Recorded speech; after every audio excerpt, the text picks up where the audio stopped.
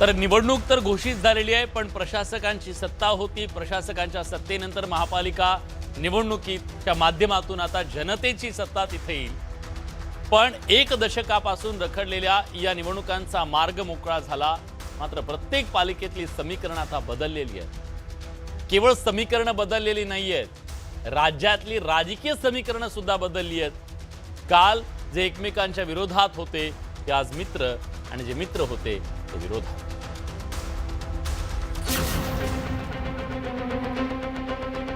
29 महापालिका निवडणुकांची रणधुमाळी आता सुरू होणार आहे। 29 महापालिका म्हणजे ही एक प्रकारे मिनी विधानसभा निवडणूकच होणार आहे। त्यामुळे सत्ताधारी वर्चस्व राखण्यासाठी तर विरोधक कमबॅक करण्यासाठी जिद्दीनं मैदानात उतरतील।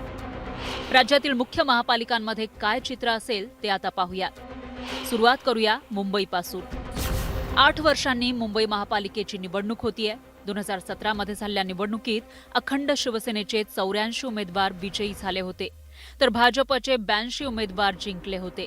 2017 मध्ये सर्व पक्ष वेगवेगळे लढले होते।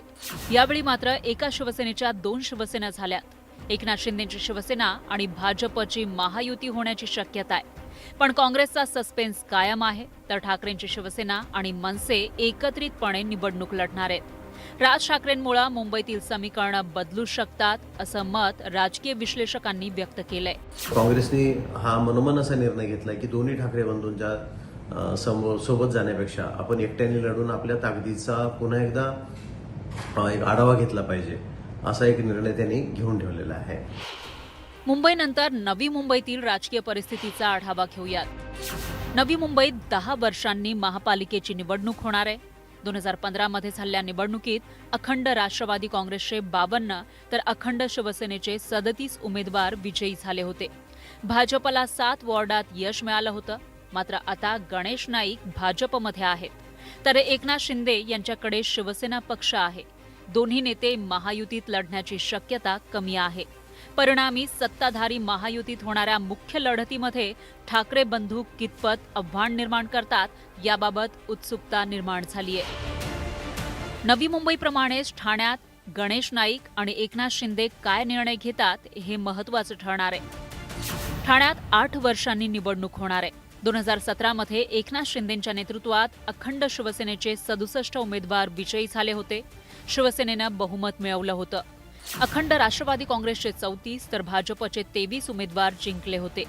ठाण्यात महायुतीत लढण्यावर भाजप शिवसेनेचं एकमत झालंय, तर ठाकरे बंधूही ठाण्यात एकत्रितपणे लढणार आहेत। त्यामुळे ठाण्यातील निवडणूक चुरशीची होणार आहे। ठाण्यानंतर आता अजित पवारांचा बालेकिल्ला असलेल्या पिंपरी चिंचवड महापालिकेतील आधीची आणि आत्ताची राजकीय स्थिती पाहूयात। 8 वर्षांपूर्वी झालेल्या निवडणुकीत 2017 मध्ये भाजपचे तब्बल 77 उमेदवार विजयी होऊन भाजपची सत्ता आली होती। अखंड राष्ट्रवादी काँग्रेसचे 36 उमेदवार विजयी झाले होते। आता अजित पवारांचे राष्ट्रवादी काँग्रेस आणि भाजप महायुती सरकारमध्ये एकत्र आहेत। मात्र दोन्ही पक्ष इथं एकत्र लढण्याची शक्यता अत्यंत कमी आहे। पिंपरी चिंचवड सारखीच परिस्थिती पुण्यातही पाहायला मिळतेय। 8 वर्षांपूर्वी झालेल्या निवडणुकीत 2017 मध्ये भाजपचे 97 उमेदवार विजयी झाल्यानं त्यांची एक हाती सत्ता आली होती, तर अखंड राष्ट्रवादी काँग्रेसचे 39 उमेदवार विजयी झाले होते। भाजप आणि अजित पवारांची राष्ट्रवादी काँग्रेस स्वबळावर लढण्याची शक्यता कमी आहे, तर ठाकरे बंधू एकत्रित लढत असल्यामुळे पुण्यातील समीकरणं बदलतील का याबाबत उत्सुकता निर्माण झालीय। पुण्यामध्ये राष्ट्रवादी काँग्रेस आणि भारतीय जनता पार्टी अमोरासमोर लढताना त्या ठिकाणी पाहायला मिळतील। पण असं असलं तरी ही मैत्रीपूर्ण लढत असेल, याच्यामध्ये कुठेही कटुता नसेल। पुण्यानंतर नाशिकमधील आधीच्या आणि आत्ताच्या राजकीय परिस्थितीची माहिती घेऊयात। 8 वर्षांपूर्वी म्हणजेच 2017 मध्ये झालेल्या निवडणुकीत भाजपचे सर्वात जास्त उमेदवार निवडून आले होते। 66 उमेदवार जिंकल्यानं भाजपनं नाशिक महापालिकेत सत्ता मिळवली होती। अखंड शिवसेनेला 35 जागा मिळाल्या होत्या, तर सत्ता गमावणाऱ्या मनसेचे 5 उमेदवार निवडून आले होते। आता 2026 मध्ये भाजप पुन्हा एकट्यानं लढण्याची शक्यता आहे, तर ठाकरे बंधू एकत्र असल्यामुळे नाशिककर पुन्हा त्यांना साथ देतील का याकडे राज्याचं लक्ष लागलंय। मनसेने यापूर्वी नाशिकमध्ये सत्ता उपभोगली आहे। तसेच पुण्यामध्ये मनसे विरोधी पक्षाच्या भूमिकेत होता मागे काही वर्ष. हे पाहता दोघा भावांची युती ही मुंबईपुरती सीमित राहते की ती ठाणे, नाशिक, पुणे या महानगरपालिकांमध्येही कायम राहते, हेही येत्या काही दिवसात स्पष्ट होईल. नाशिकनंतर छत्रपती संभाजीनगर महापालिकेची राजकीय परिस्थिती समजावून घेऊयात. छत्रपती संभाजीनगरमध्ये 1 दशकापूर्वी निवडणूक झाली होती. 2015 मध्ये झालेल्या निवडणुकीत अखंड शिवसेना आणि भाजपची महायुती झाली होती. त्या निवडणुकीत शिवसेनेचे 29 तर भाजपचे 22 उमेदवार विजयी झाले होते. MIMचे 25 उमेदवार जिंकले होते. एका दशकानंतर इथली राजकीय समीकरणं बदलली आहेत. एका शिवसेनेच्या 2 शिवसेना झाल्यात. भाजपचंही बळ वाढलंय, तर ठाकरे बंधू एकत्रितपणे लढण्याची शक्यता आहे. परिणामी छत्रपती संभाजीनगरची निवडणूक वैशिष्ट्यपूर्ण ठरणार आहे.